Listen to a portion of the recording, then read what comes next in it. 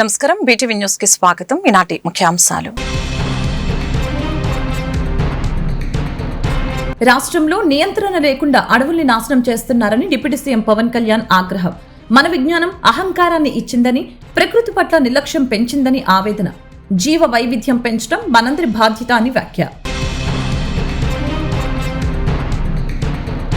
తెలుగుదేశం ప్రభుత్వం ఏడాది పాలనపై తీవ్ర స్థాయిలో విరుచుకుపడిన మాజీ ముఖ్యమంత్రి వైఎస్ జగన్. చంద్రబాబు నాయుడు నేతృత్వంలోని ప్రభుత్వం గత 12 నెలల్లో రాష్ట్రాన్ని అవినీతి అప్పుల ఊబిలోకి నెట్టిందని విమర్శ. కొత్త రేషన్ కార్డు పొందాలంటే వివాహ ధృవీకరణ పత్రం తప్పనిసరి అంటూ జరుగుతున్న ప్రచారంపై మంత్రి నాదెండ్ల మనోహర్ స్పందన. కొత్త రేషన్ కార్డుకి పెళ్లి సర్టిఫికేట్ అవసరం లేదని మంత్రి నాదెండ్ల స్పష్టీకరణ. రాష్ట్రంలో నియంత్రణ లేకుండా అడవులు నాశనం చేస్తున్నారని డిప్యూటీ సీఎం పవన్ కళ్యాణ్ మండిపడ్డారు. మన విజ్ఞానం అహంకారాన్ని ఇచ్చిందని, ప్రకృతి పట్ల నిర్లక్ష్యం పెంచిందని ఆగ్రహం వ్యక్తం చేశారు. జీవ వైవిధ్యం పెంచడం మనందరి బాధ్యత అని, ఒక పార్టీనో ఒక వ్యక్తినో మనం నిందించడం లేదని పేర్కొన్నారు. తుమ్మలపల్లి కళాక్షేత్రంలో అంతర్జాతీయ జీవ వైవిధ్య దినోత్సవం 2025 వేడుకలు నిర్వహించారు. కార్యక్రమానికి ముఖ్య అతిథిగా డిప్యూటీ సీఎం పవన్ కళ్యాణ్ హాజరయ్యారు. ఈ సందర్భంగా కోటప్పకొండ పుణ్యక్షేత్రం బయో డైవర్సిటీ పుస్తకాన్ని ఆవిష్కరించారు. డిప్యూటీ సీఎం పవన్ కళ్యాణ్ పుస్తక రచయిత డాక్టర్ ఎంసీ నాయక్ అనంతరం డిప్యూటీ సీఎం పవన్ కళ్యాణ్ మాట్లాడారు. అందరికీ ప్రకృతి నుంచి తీసుకోవటమే కానీ ప్రకృతికి ఇవ్వటం అలవాటు లేకుండా పోయిందని చెప్పారు. కానీ ప్రకృతిని రక్షించుకుంటేనే మనం ఉంటామని అన్నారు. తన 8 ఎకరాల పొలంలో దున్నటం మానేసి అక్కడ సహజంగా పెరిగే మొక్కలు పెంచుతున్నట్లు తెలిపారు. మన ఇంట్లో మనం ఏం చేయగలం అనేది ఆలోచించాలని అన్నారు.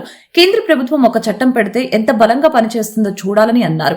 ఒక చిన్న మొక్కను నాటడం గొప్ప పని అయితే వనజీవి రామయ్య తన జీవితంతో ఏకంగా లక్షల మొక్కలు నాటినట్లు తెలిపారు.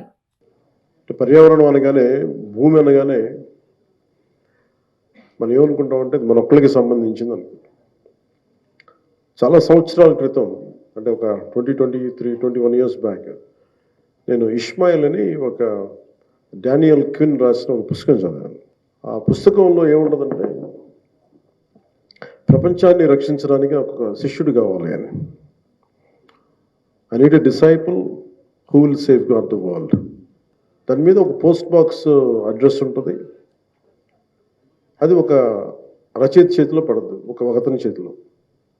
అతను వెళ్ళి ఎక్కడని అసలు ఏం ఇంట్రెస్టింగ్గా ఉంది, ఎవరు ఇతను అని చెప్పి వెళ్ళి పట్టుకుంటాడు. వెళ్తే ఒక మారుమూల, మనుషులకి పెద్దంత ఎవరు మామూలు మనుషులు ఉండలేని చోట ఎక్కడో ఒక మారుమూల పాడుబడిపోయిన బిల్డింగ్లో ఉంటుంది అడ్రస్. వెళ్తాడు. వెళ్తే ఇక్కడ ఒకలాంటి జంతువు వాసన వస్తూ ఉంటుంది. మనుషులు ఉండే వాసన నివాసంలాగా అనిపించదు. అంటే అది నేను కమ్యూనికేషన్ నేర్చుకున్నాను అన్నది. దాంట్లో సారాంశం ఏముంటుందంటే, మన ఈ జీవ వైవిధ్యానికి సంబంధించి మాట్లాడుతుంది అంతా. బేసిక్గా దాంట్లో ఏం చెప్తుందంటే, ఆ గొరిల్లా మనిషికి టేకర్స్ అండ్ లీవర్స్ అని ఉంటుంది. ఎంతసేపు మనం తీసుకోవడం అలవాటు అయిపోయింది, కానీ ఇవ్వడం అలవాటు పోయింది, పరిరక్షించుకోవడం అలవాటు పోయింది.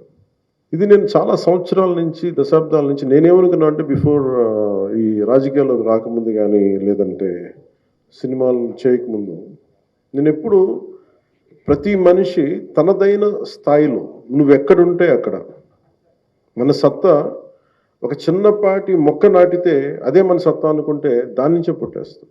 అది ఎంత అంటే, నేను ఉదాహరణకి నాకు ఒక చాలా సంవత్సరాల క్రితం ఒక 8 ఎకరాల పొలం కొన్నాను. బాగా ఎండిపోయింది పొలం, పక్షులు పెద్ద వచ్చేవి కావు, దున్నేస్తున్నారు అంతకుముందు. నేనేం చేశాను, దున్నటం ఆఫ్ చేశాను.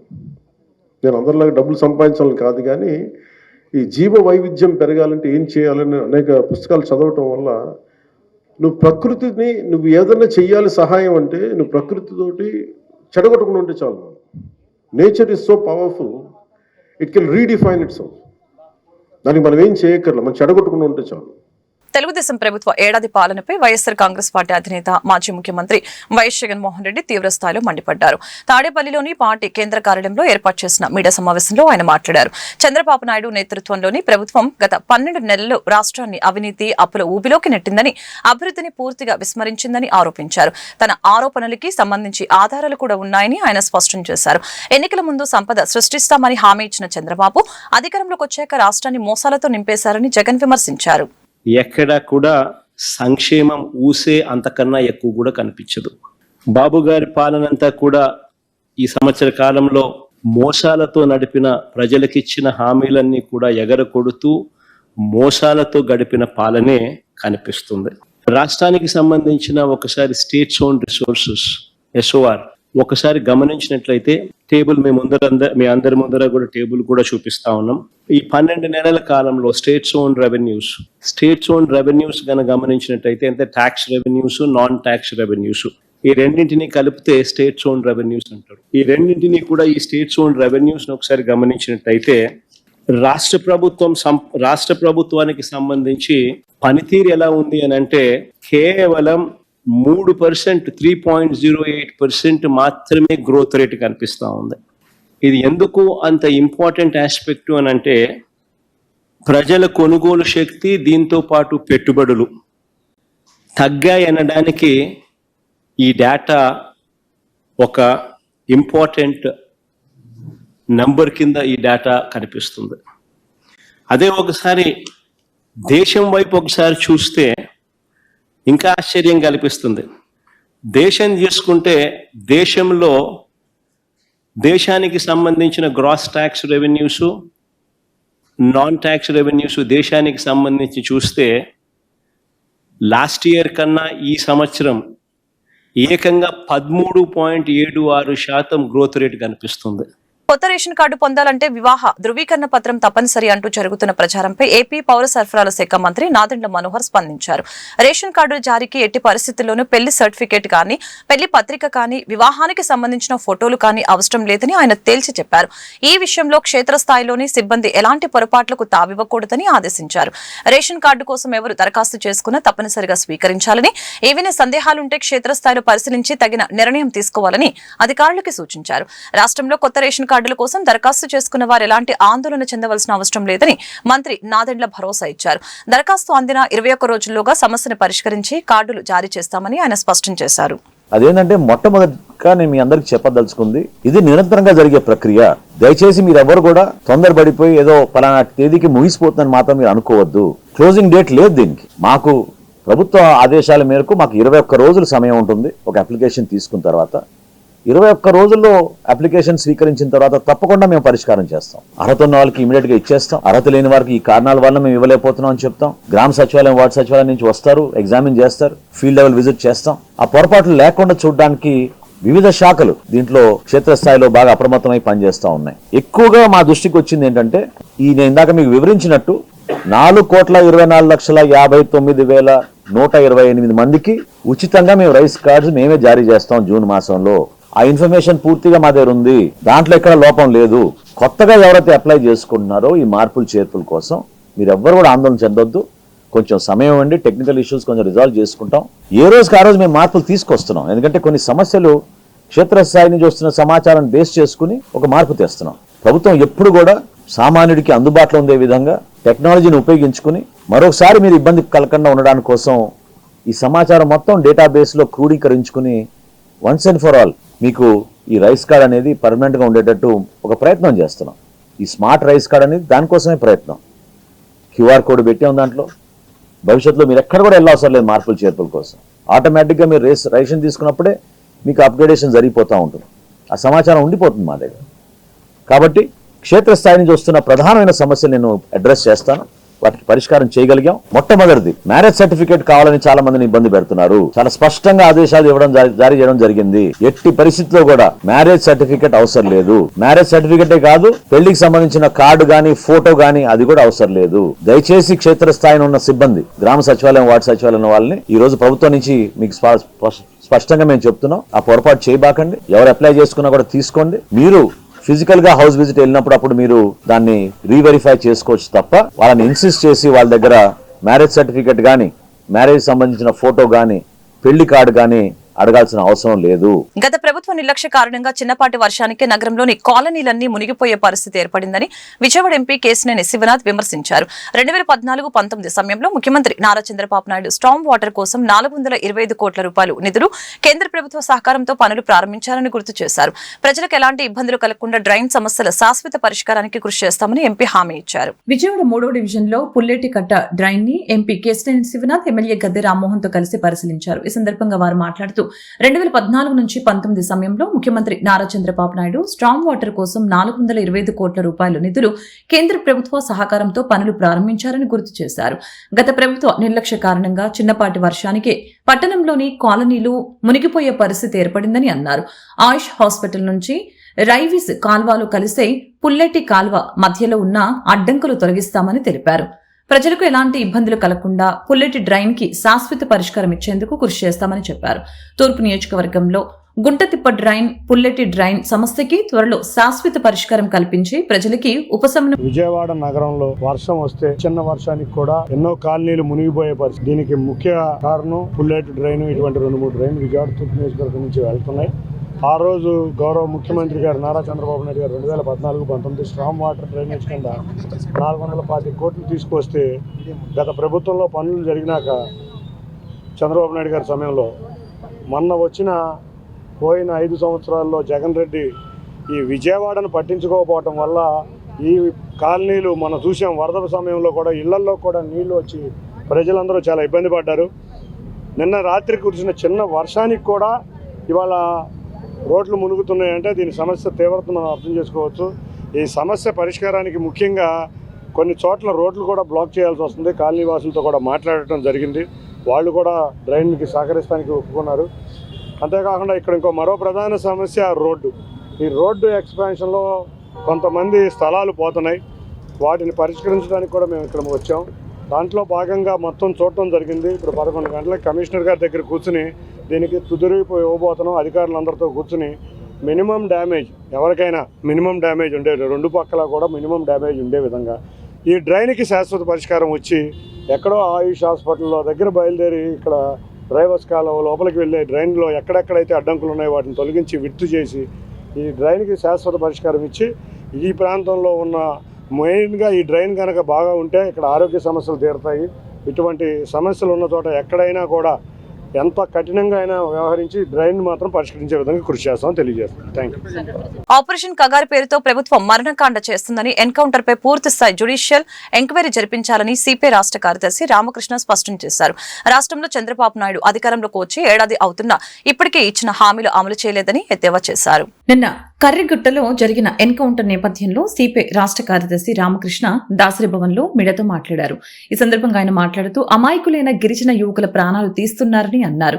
నక్సలైట్లు చర్చలకు సిద్ధమంటుంటే ఎన్కౌంటర్ చేసి 22 మందిని చంపడం దుర్మార్గమని చెప్పారు.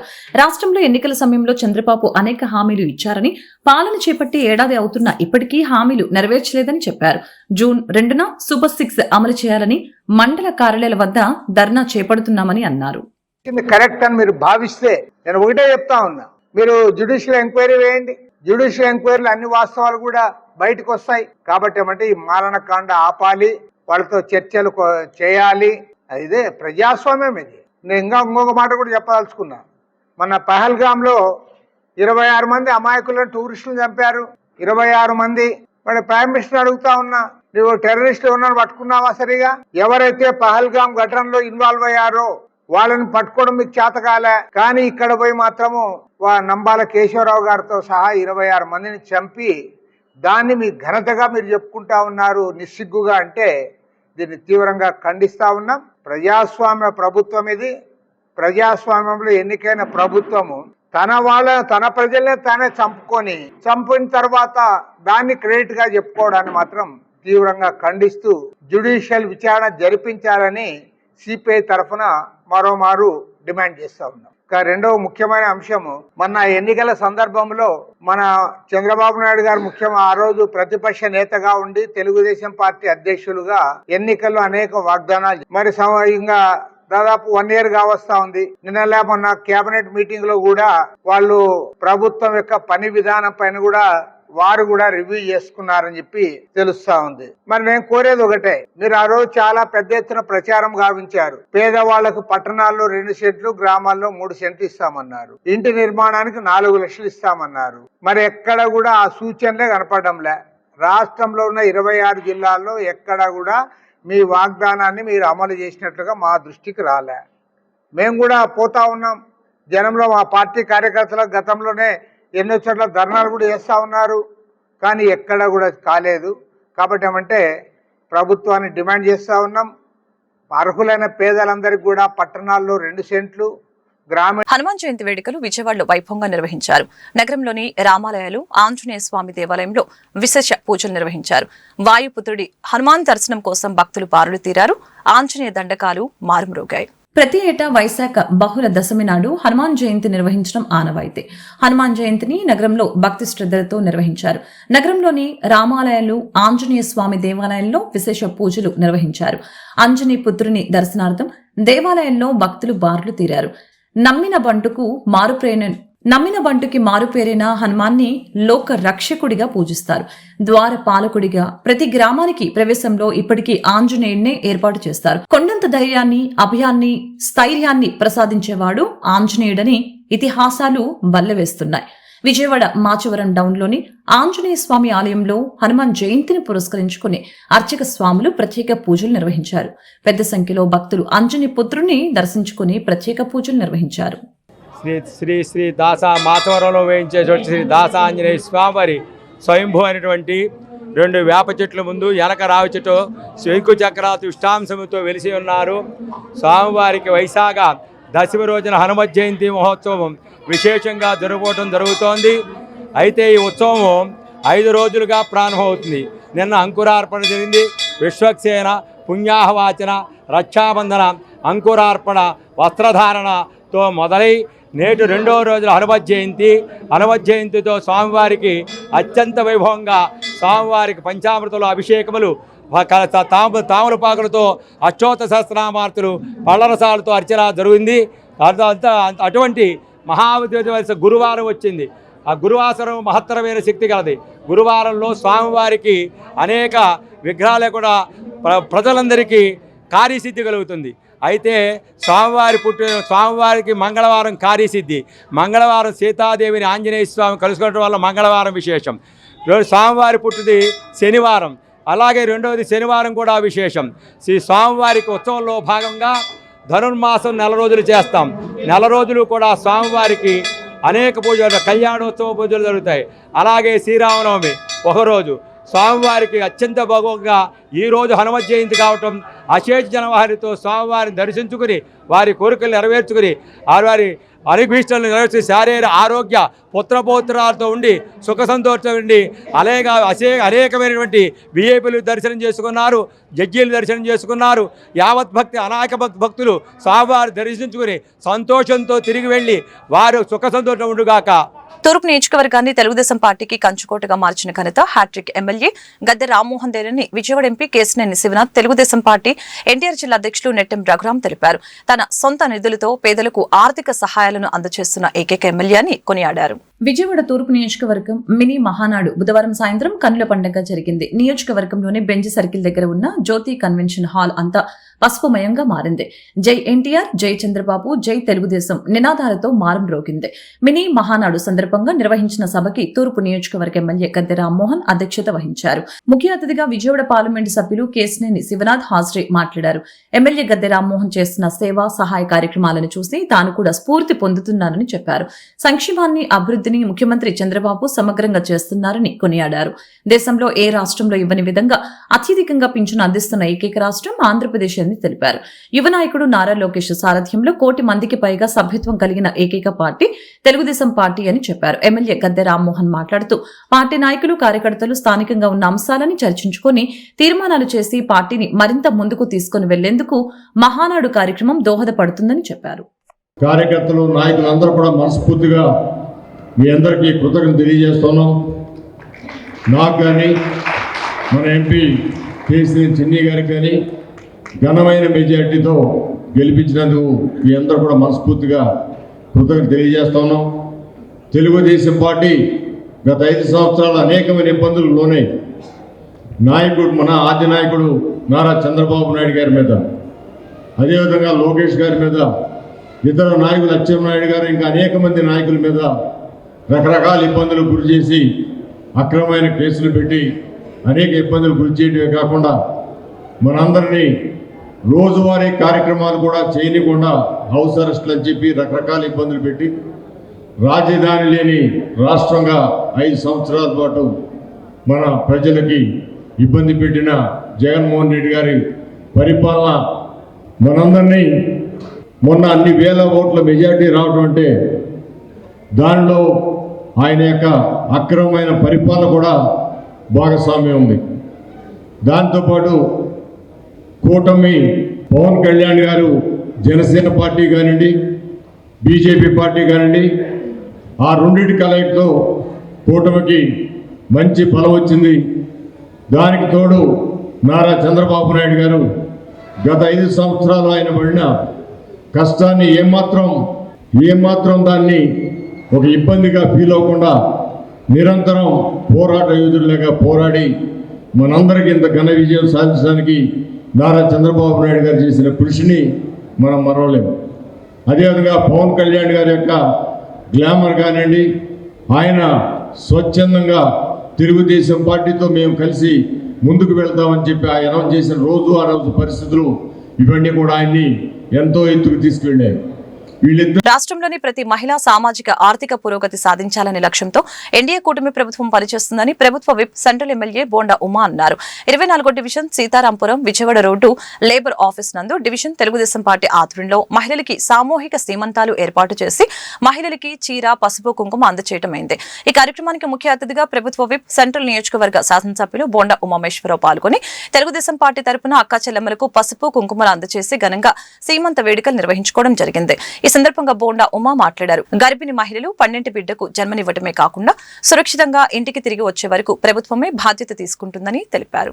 ఈరోజు సెంట్రల్ నియోజకవర్గంలో 24వ డివిజన్లో డివిజన్ పార్టీ అధ్యక్షుడు ఇజ్జాడ దుర్గారావు, అలాగే ప్రధాన కార్యదర్శి మురళి, అలాగే ఇన్ఛార్జిగా ఉన్నటువంటి మా అప్పారావు, ఇంకా డివిజన్ నాయకులు శివ కానీ, కృష్ణ కానీ, మిగిలిన వేణు, రమణ, సురేష్, అందరూ శివ, కనక అందరూ, మరి అలా కాకుండా మా మహిళా నాయకురాలు, మా చెల్లెళ్ళు అందరూ కూడా కలిపి సామూహిక సీమంతం కార్యక్రమాలు డివిజన్లోని గర్భిణీ స్త్రీలందరికీ కూడా ఏర్పాటు చేయడం జరిగింది.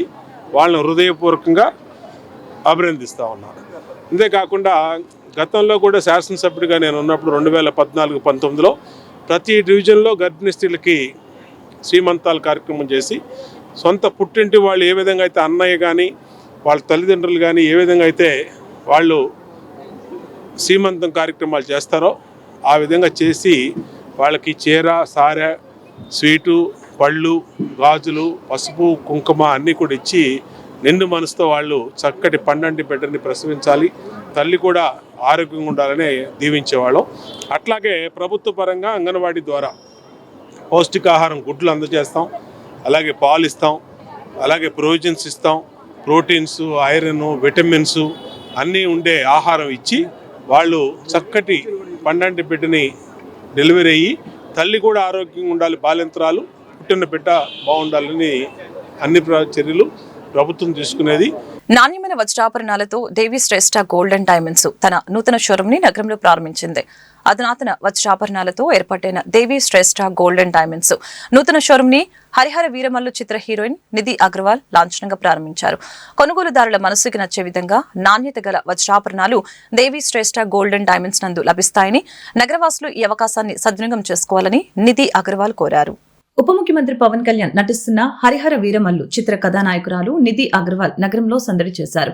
విజయవాడ జైహింద్ కాంప్లెక్స్ నందు నూతనంగా ఏర్పాటైన దేవి శ్రేష్ఠ గోల్డ్ అండ్ డైమండ్ షోరూమ్ ని దేవి శ్రేష్ఠ గోల్డ్ అండ్ ఫైనాన్స్ డైమండ్స్ నిర్వాహకులు వంకదారు జగదీష్, వంకదారు సుధాకర్, బొడ్డు మురళీకృష్ణ, మడుపల్లి అనీష్, టీడీపీ యువ నాయకులు బోండా రవితేజతో కలిసి లాంఛనంగా ప్రారంభించారు.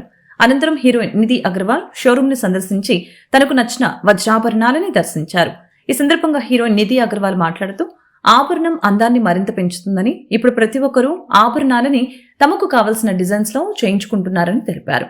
తనకి బంగారు వజ్రాభరణాలు అంటే ఎంతో మక్కువ అని, నేడు ఈ స్టోర్ ని ప్రారంభించడం ఆనందంగా ఉందని చెప్పారు. తాను షోరూంలోని ఆభరణాలని ధరించడం జరిగిందని, నాణ్యత కలిగిన వజ్రాభరణాల షోరూంలో ఉంచారని చెప్పారు. విజయవాడ అంటే కూడా తనకి చాలా ఇష్టమని, తనకిష్టమైన విజయవాడ నగరానికి రావడం చాలా సంతోషంగా ఉందని తెలియజేశారు. ఉప ముఖ్యమంత్రి పవన్ కళ్యాణ్ తో హరిహర వీరమల్లు చిత్రంలో నటించడం ఆనందంగా ఉందని అన్నారు. రాబోయే కాలంలో మరిన్ని చిత్రాలలో నటిస్తున్నట్లు తనని ఇంతగా ఆదరిస్తున్న ప్రేక్షకులందరికీ ప్రత్యేక ధన్యవాదాలు తెలిపారు. అనంతరం టీడీపీ యువ నాయకుడు బోండా రవితేజ మాట్లాడారు. విజయవాడ నగరం బంగారు వ్యాపారానికి పెట్టింది పేరని తెలియజేశారు. అందరికీ అందుబాటు ధరల్లో నాణ్యమైన బంగారు వజ్రాభరణాలు దేవి శ్రేష్ఠ గోల్డ్ అండ్ డైమండ్స్ వారు అందిస్తున్నారని, ఈ అవకాశాన్ని ప్రతి ఒక్కరూ సద్వినియోగం చేసుకోవాలని కోరారు. నమ్మకానికి పెట్టింది దేవి శ్రేష్ఠ గోల్డ్ అండ్ డైమండ్స్ పెట్టింది పేరని అన్నారు. 47,000 రూపాయల ప్రారంభ ధర అని చెప్పారు. నగర ప్రజలు తమ కొత్త డిజైన్లని చేరువ చేసేందుకు ఎప్పుడు ముందుంటారని అన్నారు. కొనుగోలుదారుల ఆలోచనలకు అనుగుణంగా ఆభరణాలని విభిన్నమైన డిజైన్స్ తో అందించడం దేవి శ్రేష్ఠ గోల్డ్ అండ్ డైమండ్ ప్రత్యేకత అని, బంగారు వజ్రాభరణాల ప్రియులు నగరవాసులు ఈ అవకాశాన్ని సద్వినియోగపరచుకోవాలని కోరారు. Come for the 25th anniversary of Devi Shrestha. So very happy, very excited. Thank you so much for inviting me and very happy to be here. మీరు ఎక్కువ ఏ ఆర్నమెంట్స్ ఇష్టపడతారు కానీ విజయవాడ రావడం ఎలా ఉంది మీకు? Vijayawada, I love Vijayawada. ఇక్కడ షూటింగ్ కూడా చేశాను హరిహర వీరమల్లు కోసం. So it's nice to be back to Vijayawada always. నాకు ornaments, I love earrings. నాకు ఇయర్ రింగ్స్ చాలా ఇష్టం. So I always wear ear rings.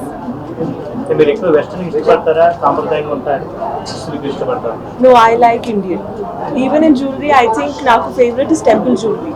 So Indian sari, temple jewelry, traditional నాకు చాలా ఇష్టం. హరిహర వీరమల్లు షూటింగ్ ఎక్కడ దాకా వచ్చింది? రిలీజ్ అవుతుంది June 12. షూటింగ్ అయిపోయింది. Very good, very inspiring. I'm a very big fan of Pawan Kalyan sir, so I feel very grateful. I always say నాకు ఈ అదృష్టం దొరికింది, to work with sir, that too in such a nice and beautiful and period film. So once in a lifetime opportunity. Next Prabhas garto movie rabodu, so aa details etla? Very excited. Shooting koncham undi balance, so finish chestanu and త్వరగా release చేస్తాను. మీ నుండి Harihara Veeramallu and Raja Saab. Not yet. Maybe in the future. Madam, ఇప్పుడు మీరు దేవి శ్రేష్ఠ jewellers మొత్తం చూశారు కదా, మీకు ఏ ornament బాగా నచ్చింది?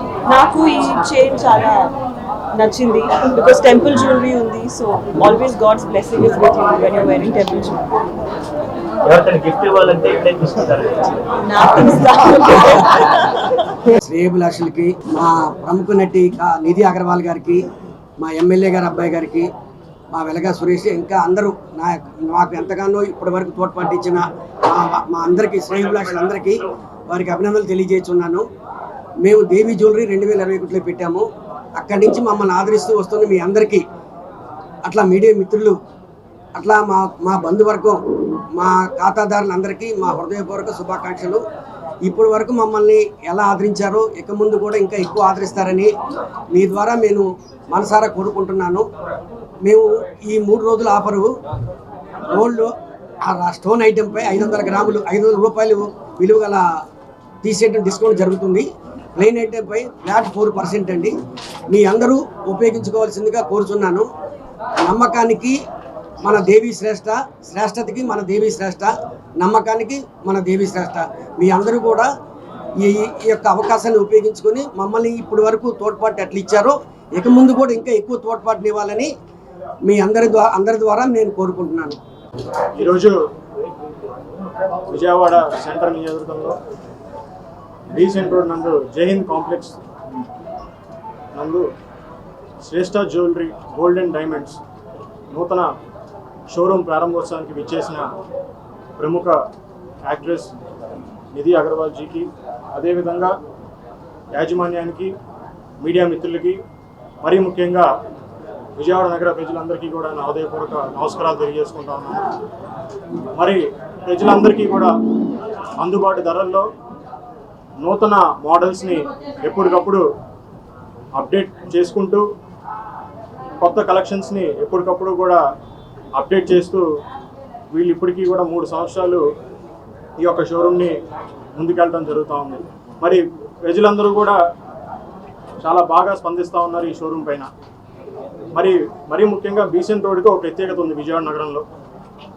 విజయవాడ శివారు ప్రాంతాలు ఎక్కడైనా సరే, మన తిరువూరు, నందిగామ, గన్నవరం, జగ్గైపేట, ఎక్కడైనా సరే వాసులు కొత్త కలెక్షన్, కొత్త అప్డేట్ ఏదైనా ఉంది జ్యువెలరీలో అంటే అందరూ కూడా విజయవాడ నగరం వైపు, అదేవిధంగా శ్రేష్ఠ జ్యువెలరీ వైపు చూడటం అనేది చాలా ఆనందకరం. From Devi Shreshta golden diamonds, Vijayawada Jayanth complex మొదటి ఫ్లోర్లో ఉన్న దేవి శ్రేష్ఠ గోల్డెన్ డైమండ్స్ ఈ రోజున గ్రౌండ్ ఫ్లోర్కి షిఫ్ట్ అవుతుంది. నిధి అగర్వాల్ గారితో ఈరోజు ఓపెనింగ్ ప్రారంభమైంది. నెక్స్ట్ మన బోండా అన్నయ్య గారి కుమారుడు ఆయన చేతుల మీద కూడా ఈరోజు షోరూమ్ ఓపెన్ చేయడం జరిగింది. కింద ఫ్లోర్లో వచ్చేప్పటికి బ్రైడల్కి సంబంధించి బెంగళూరు ఐటమ్ కానీ, నవిషి ఐటమ్ కానీ, అన్ని రకాల ప్లెయిన్ గోల్డ్ ఐటమ్స్ అన్నీ అవైలబుల్, స్టోన్ ఐటమ్ కూడా అవైలబుల్. ఈ మొదటి ఫ్లోర్లో బ్రైడల్కి సంబంధించి డైమండ్ ఆర్నమెంట్స్ ఈరోజు ఓపెనింగ్ చేయడం జరిగింది. ఇప్పటివరకు మమ్మల్ని ఆదరించిన బంధుమిత్రులకి, శ్రేయభిలాషులకి అందరికీ కూడా మా ధన్యవాదాలు. ఇంతకుముందులాగే ఈసారి కూడా ఇలాగే కోఆపరేషన్ చేస్తారని ఆశిస్తూ మీ జగదీష్ కుమార్.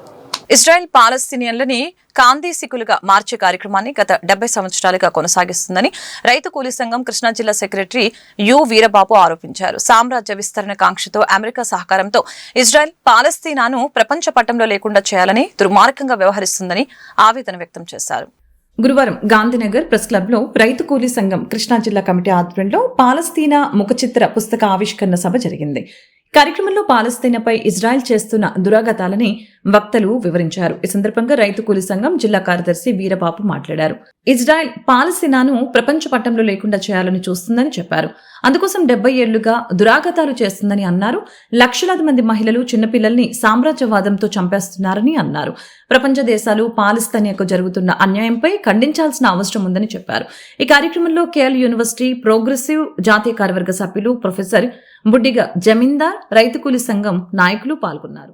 పశ్చిమాసియా మీద వాడి ఏజెంట్ వాడిది అనేటువంటిది ఒక యుద్ధ స్థావరాలను పెట్టుకొని అక్కడ అరబ్బుల మొత్తాన్ని కూడాను మరి అణిచిపెట్టడానికి వీలుగా ఉంటది కాబట్టి వాడు ఈ రకమైనటువంటి విషయం చేస్తున్నాడు. అట్లానే భారతదేశంలో మరి ప్రజల కోసం పనిచేసేటువంటి మరి విప్లవకారులుగా ఉన్నటువంటి మావోయిస్టుల మీద కగారు ఆపరేషన్ పేరు మీదట కర్రెగుట్టల మీద దాడి చేశాడు. మరి నిన్న కూడాను వాళ్ళ కేంద్ర నాయకుడైనటువంటి మరి కంబాల కేశవరావు గారిని కూడాను చంపామని చెప్పేసి వాళ్ళు ఆనందపడుతున్నారు, సంకలు గుద్దుకుంటున్నారు.